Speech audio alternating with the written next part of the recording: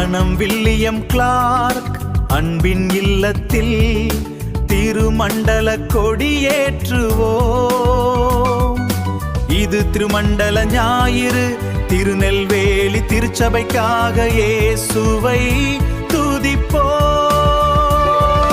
நெல்லை பேராயமே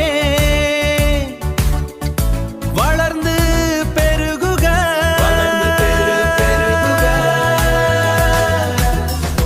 திருநெல்வேலி திருச்சபைக்காக இயேசுவை துதிப்போம்.